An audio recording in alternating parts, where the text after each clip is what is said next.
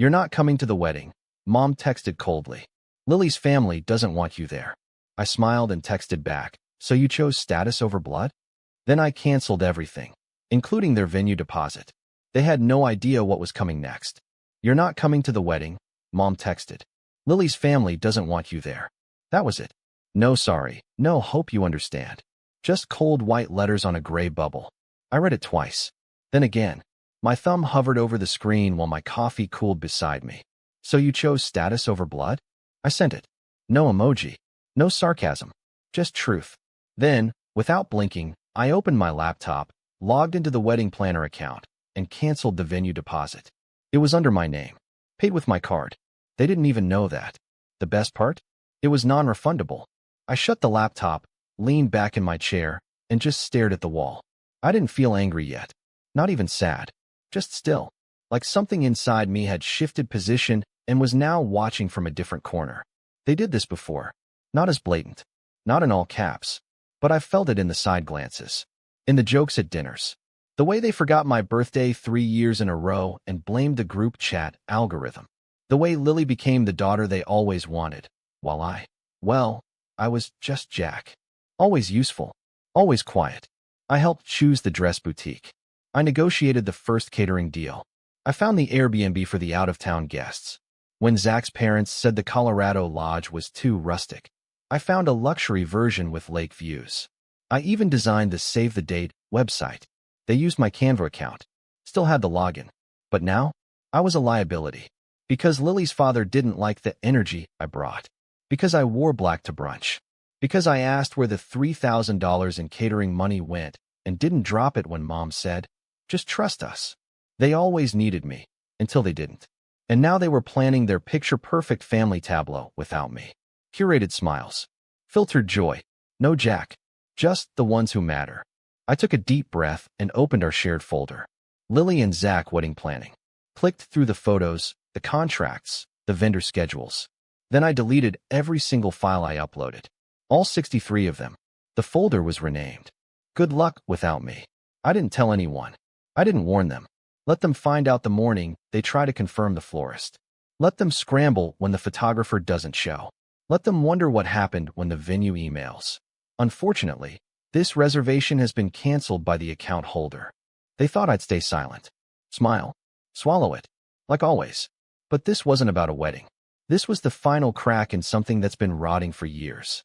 This was them handing me the scissors and expecting me not to cut the string. They wanted me gone. Wish granted.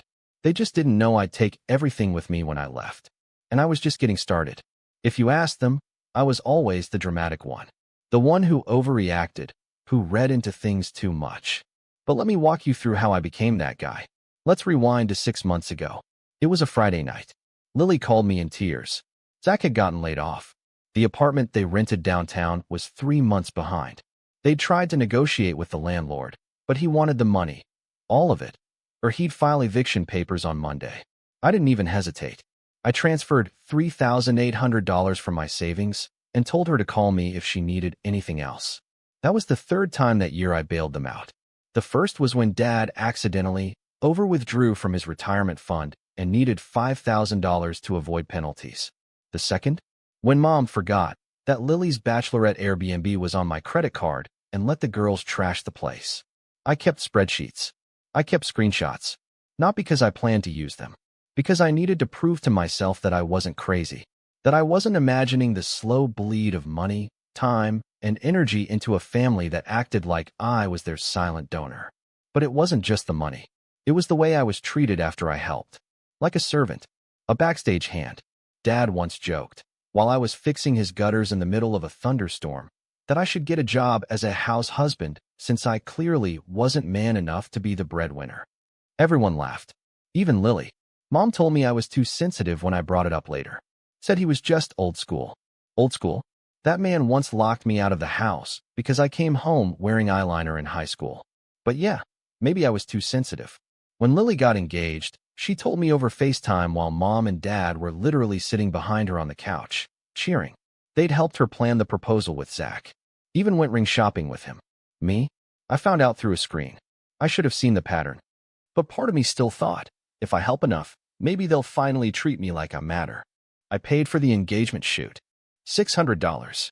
Built the wedding website. Created custom invitations. Paid a deposit for the venue because Mom's card was acting weird. I was building their dream, brick by brick, while they fed me leftovers and called me a good sport. And then the text started. At first, it was from Aunt Megan.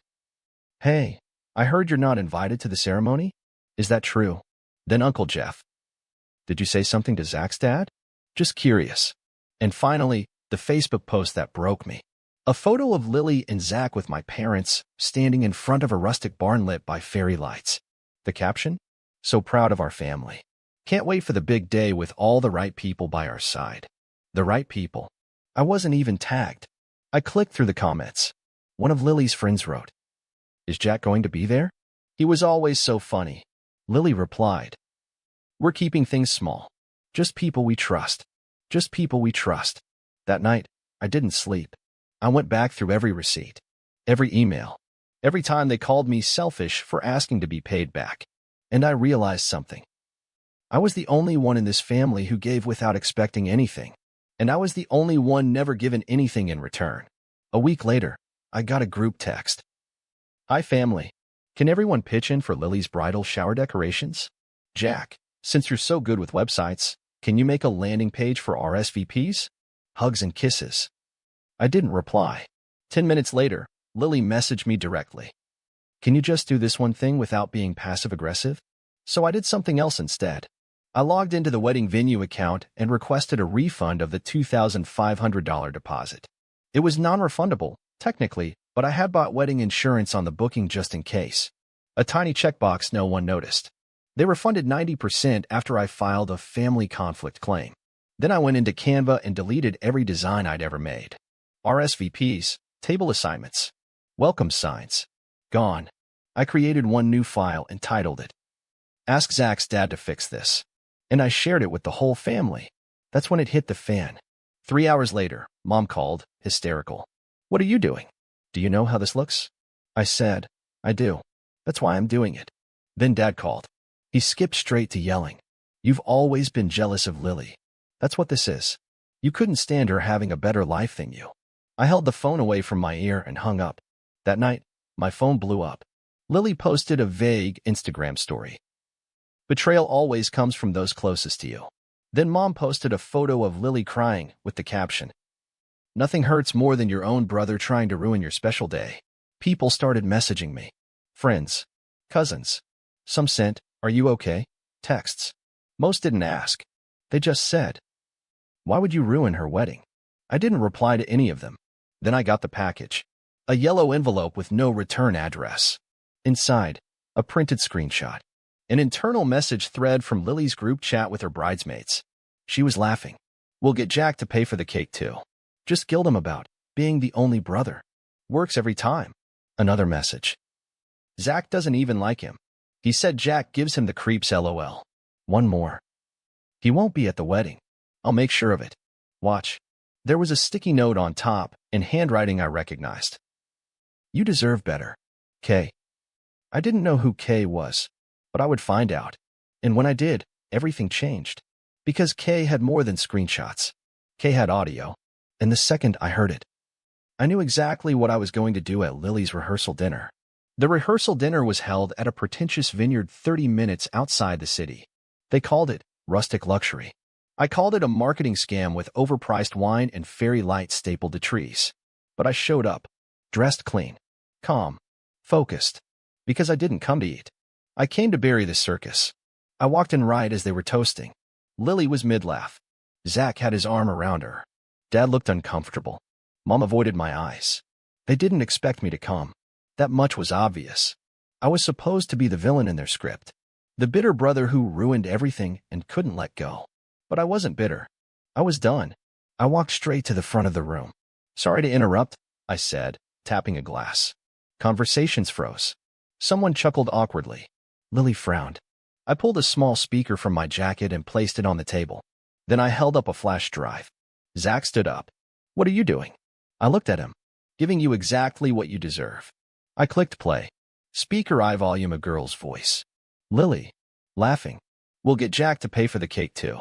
Just guilt him about being the only brother." Works every time. The silence snapped. Mouths opened. Someone gasped. A fork clattered. I didn't flinch. Another voice. Another message. Zach doesn't even like him. He said Jack gives him the creeps LOL. Zach turned white. Lily lunged for the speaker. I stepped in front of it. Sit. Down. It wasn't a request. Then came the final clip. Lily again, low and smug. He won't be at the wedding. I'll make sure of it. Watch. I hit pause. Looked around the room. Any questions? Zach opened his mouth, then shut it again. My father stood up, furious. You think this is appropriate? You think this? Sit down, I snapped. And for the first time in my life, he did. I turned to Lily. I spent over $11,000 on this wedding. I designed your website, negotiated your venue, and paid your florist. I did it because I thought, stupidly, that this was family. Lily was shaking. Her mascara ran down one cheek. You don't understand it. No, I said. You don't. You never did.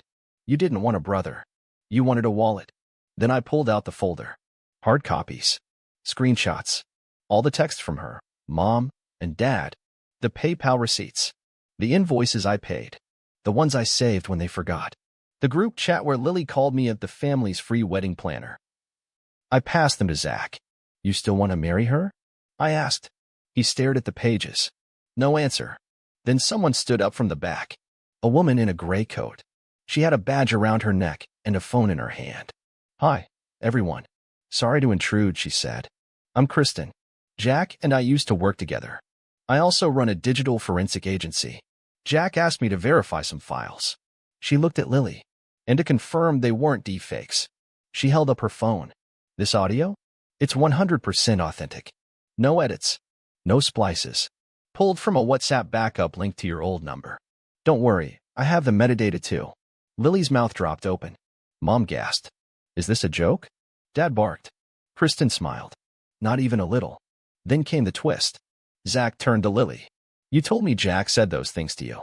That he threatened you. That he was unstable. He held up the printouts. You lied. She reached for his arm. No, Zach. Don't touch me. Then the room erupted. My aunt stood up and started yelling. Someone knocked over a glass. My mother tried to say something but choked. And through it all, I just stood there. Quiet. Calm. Watching it burn. When the chaos hit its peak, I raised my voice one last time. I'm not coming to the wedding. You already made that decision. But now you can do it without my money, my help, or my silence. I turned to my parents. You cut me out the moment you realized I wouldn't play the puppet anymore. So I'm cutting the strings too. And then, just as I turned to leave, Zach spoke. I'm calling it off, he said. Loud. Clear. Lily screamed. A shrill, sharp noise that cut through the air like glass. You can't do this here. Oh, I said, he just did. Then I walked out. No dramatic music. No slow motion. Just the sound of everything they built collapsing behind me. I didn't drive home after the rehearsal dinner. I didn't even get on the highway. Instead, I took a side road. North. Quiet. Somewhere with no signal. A month earlier, I'd signed a lease on a tiny cottage in a forgotten part of the state. Population, 600. A single diner. One gas station. No one cared who I was there. That's exactly why I chose it. I paid 6 months up front. No forwarding address. No digital breadcrumbs. Just quiet. The first 3 days, I didn't turn on my phone. Didn't check emails. Didn't speak to a soul. I sat on the porch with a thermos of black coffee and listened to birds fight over territory they'd never actually own. I didn't feel triumphant. I felt free. No more tension in my neck. No more guilt. No one asking me for money. No one pretending they loved me just long enough to get a transfer. On day 4, I went into town and signed up for something I'd been too ashamed to chase before. An archival preservation course at the local college. History. Dusty newspapers. Forgotten letters. Finally, I was surrounded by things that kept records honestly. There was no performance here. No manipulation. No UOS. I volunteered at the county museum. Helped catalog photographs from the 1950s. Fixed an old microfilm machine. And for once, I didn't care that no one noticed. Because it was mine. Quietly mine. The messages started showing up about a week later. Old Gmail inbox. Linked to my emergency phone. I didn't read the first few. But the subject line said enough. Can we just talk? You went too far. We're still family. Then came the blocked calls. Dozens. I left the phone off. They weren't trying to make peace. They were trying to reset the game. What scared them wasn't the evidence. It was the silence. They couldn't handle not knowing what I'd do next. Because for the first time ever, they weren't in control. 3 weeks later, a court notice was sent to my old apartment. Apparently, my father had tried to sell a portion of family property. What he didn't realize was that I'd locked the deed 2 years ago after he accidentally tried to remortgage it without my consent. I'd left it sitting in legal limbo, waiting. He triggered the clause himself. Result? His deal collapsed. His buyer walked. And he was hit with a fraud investigation. Not because I made it happen. Because I didn't stop it. I didn't publish a blog. Didn't post a dramatic expose. Didn't send screenshots to the group chat. I just vanished. No birthday calls. No financial rescue. No, maybe next time. And that was what truly destroyed them. Because narcissists don't fear consequences. They fear irrelevance. They fear a stage with no audience.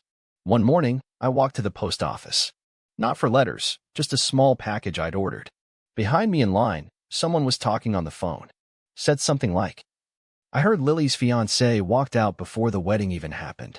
Then, apparently her brother disappeared. Took all his money with him. I didn't turn around. I never made a statement. Never clarified anything. I simply became unreachable. No address. No number. No access. They thought silence meant weakness. They didn't realize it was a choice. A quiet, surgical form of goodbye. Not with words, but with absence. The kind of absence that can't be manipulated. The kind that forces people to sit with the weight of what they did. They can't guilt me anymore. They can't call when the rent is late or the credit card is maxed. They can't pretend we're fine when they need another favor. Because there is no more we. There's just them. And a mailbox that says, "No message received." You know what's funny? When you finally walk away from the people who built their lives on top of you, they don't fall immediately. They just stand there stunned. Like someone turned off the sound and they can't find the volume button. That's what happened. After everything burned, after the rehearsal, after the calls, after the silence. They still believed, deep down, that I'd come back. Because I always did. But this time, I didn't. I changed my number. Not just a SIM swap, new carrier, new country code. No forwarding. No auto-reply. Just nothing. I closed the joint account Dad had linked to me for emergencies. Redirected my bank statements to a private digital vault. Updated my medical POA. Removed all family names. I even changed the emergency contact on my driver's license. From mom to nobody. They don't know where I live. They don't know where I work. They don't know if I'm in the state, the country, or even above ground. And that kills them. A month ago, I went back. Just once. Not to the house. Not to the vineyard. I drove by the wedding venue. The one I canceled. It was empty. Abandoned. A for lease sign hung crooked on the front gate. A wilted bouquet lay crushed in the gravel. It felt right. I rolled down the window. The breeze smelled like rain and regret. Before I left, I did one thing. I walked to the mailbox beside the main entrance. Slipped in a small envelope. No return address. Inside, a printout of the last invoice I paid for the wedding, and a post-it note stuck on top. It read, "Thanks for nothing. I've stopped checking the old email, but every now and then I log in, just to watch the flood." One unread message was titled, "Please just talk to us." I didn't open it. Another, "We don't know who you are anymore." That one made me smile. Because finally, they're right. I'm not the person who covered their bills at 3 a.m. I'm not the emergency contact. I'm not the wedding planner, the free therapist, the invisible sibling, or the guilt-ridden son. I'm just a guy with a different life now. One that they can't reach. Can't taint. Can't rewrite. I got a new mailbox last week. Metal. Clean. Lockable. One of those secure Dropbox that doesn't let anything back out once it's in. The technician asked me what name I wanted engraved on the plate. I said, "No name. Just a message." So now, on a little brass rectangle, just below the keyhole, it says, "This box does not accept apologies." And the silence I hear every day now? It's not loneliness. It's peace.